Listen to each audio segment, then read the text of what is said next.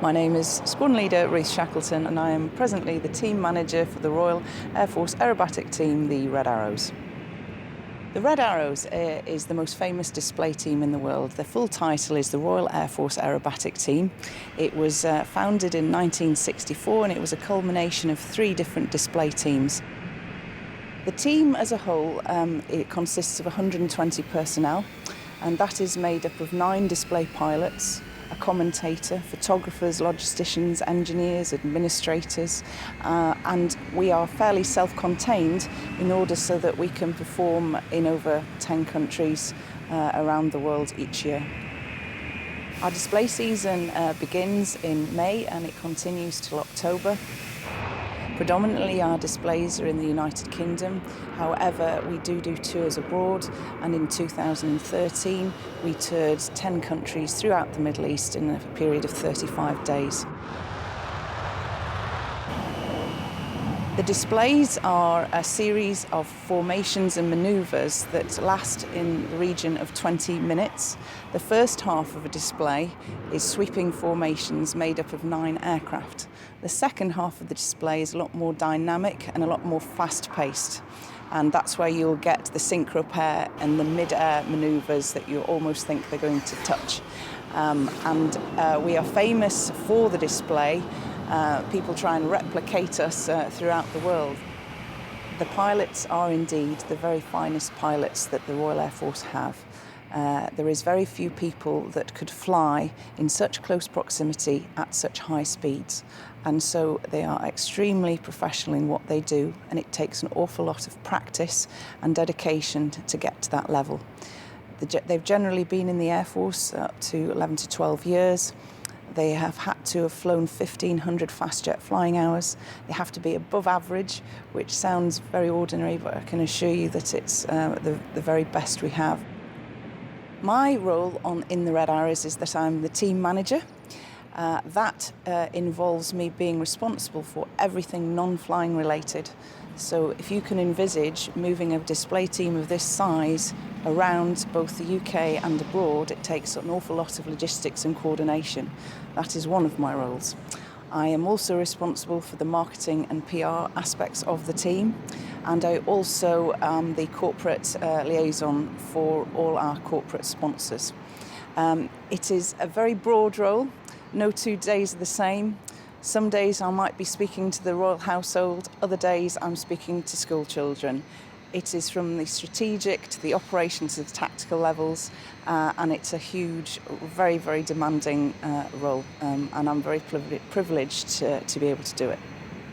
Many people would want to be in the role I'm in.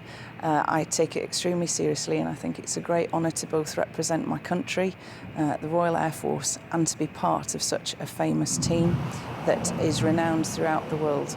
And no matter what gender, what race, what nationality, people have heard of the Red Arrows. And it's rather like a Red London bus, or it's rather like the Queen. We're a British institution, and to be the team manager for that institution is a once in a lifetime.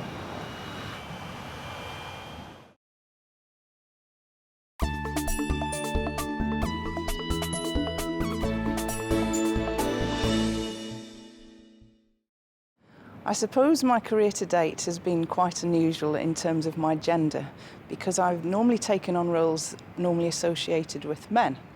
However, it's not precluded me from doing anything. My first role was as a flight attendant with an airline, which of course is very female orientated. But I decided at the age of 24 that I'd like to join the Royal Air Force. It's about 10% of the Air Force is female, and you are included in everything. And so despite people's thoughts on the military, it's a very equal and fair employer. And as such, I've done many roles that men normally do. I suppose I was a bit of a tomboy whilst growing up. I liked cars, I liked Lego, I like everything associated with boys. But no, I joined the Combined Cadet Force when I was 16 as part of the Royal Air Force Cadets, and that was pretty unusual. I was the first female cadet at my school to do that, and it was a really interesting, exciting challenge. Not only did we get to fly and do aerobatics, but we did a lot of field craft too, and that really exposed me to the military for the first time. I became a flight attendant really, truly, because I wanted to travel and explore the world and get into the world of work. My friends had all gone to university intent on pursuing a further academic study. I knew that was not for me, and I wanted to explore and do something very different. So I ended up working for a Middle Eastern airline, which exposed me to an extremely different culture, of course very different between the genders in that part of the world. I absolutely loved it, and I had a marvellous time exploring over 2,000 hours flying in over 3 years.